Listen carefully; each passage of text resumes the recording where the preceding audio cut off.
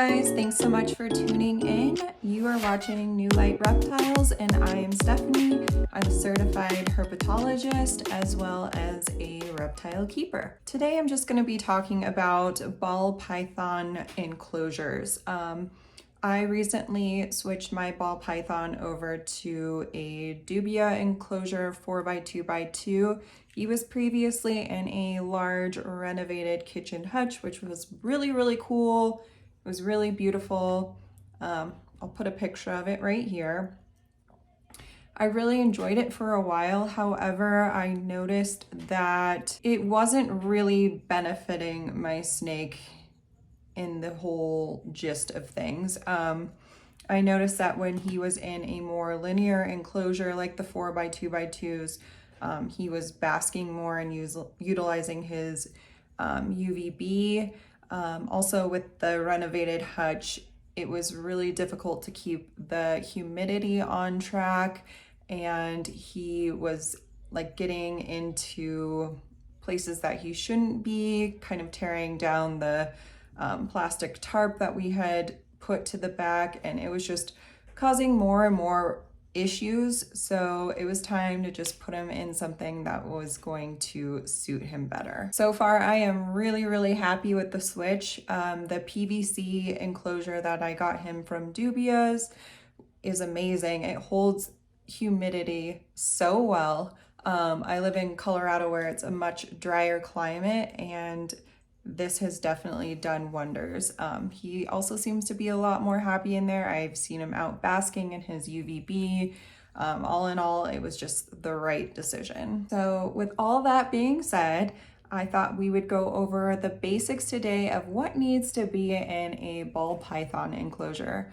If you're a beginner, then this will be great for you. I'll also go into the details of how I set up my new enclosure. I did do a custom background for him, which this is the second one I've done, and it's getting a little bit easier and a lot more fun to do. I really enjoyed it. I love how it turns out. There are definitely different ways to keep a ball python, but this is just the way that I do it and what's working out for me right now. So the recommended size minimum for a ball python is a 4x2x2 enclosure. The snake should always be able to fully stretch out into their enclosure. So if you have a ball python that's over 4 feet, it would be a good idea to look into something more like a 6-foot enclosure.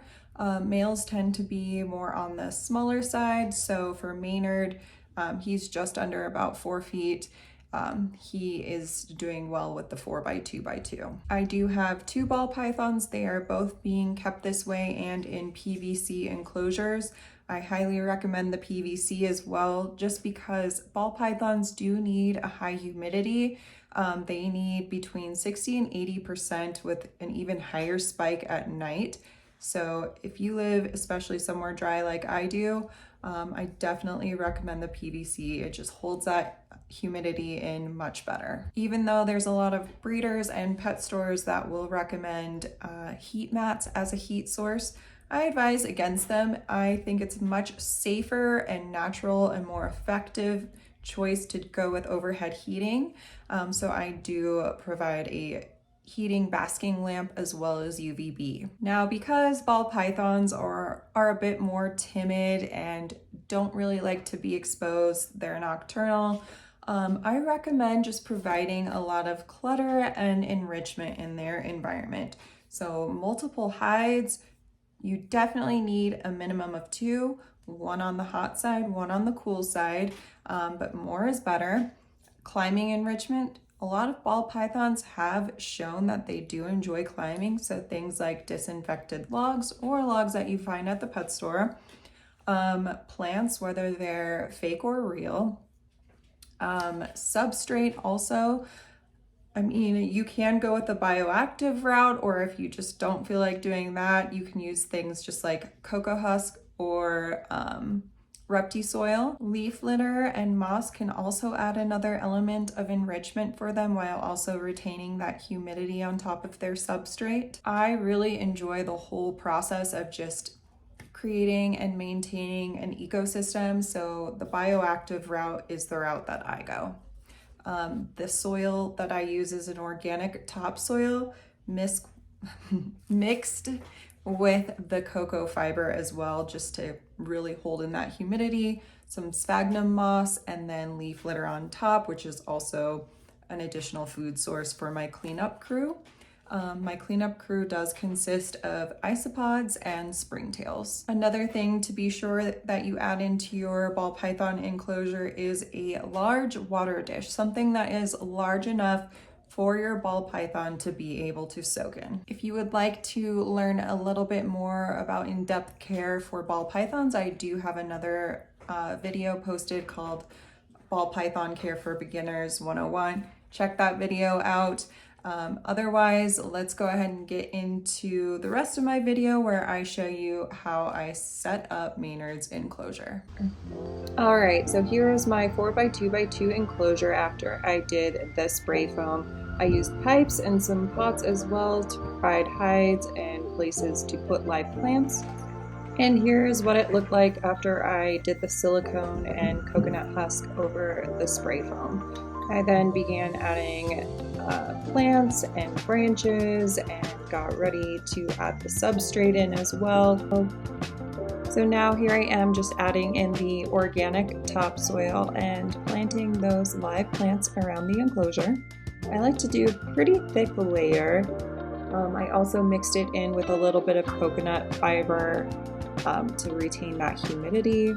And then I topped it with a little bit of forest floor that I had left over. After that, I went ahead and added my cleanup crew since I'm doing a bioactive enclosure.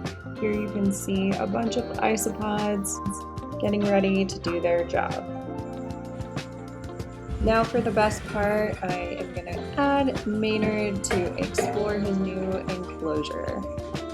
I really do like how it turned out, however I'd like to add a lot more plants to it. But it'll also be really nice once the pothos start to grow in and I can kind of landscape a little bit with the vines, etc. Now we just gotta let Maynard adjust to his new home and see how it all works out. Maynard made himself right at home. He really enjoyed his climbing enrichment and found a nice little cozy hide in the back here. All right, guys, that's all I have for you today. Hopefully this provided a little bit of information and inspiration for your ball python enclosure setups. If you guys have any suggestions for future videos or just questions about today's, leave it in the comments below. Also, I'm new here, so any subscribe, like, comment, any of the above really helps me out and I do appreciate it so much. With that being said, have a beautiful day, guys.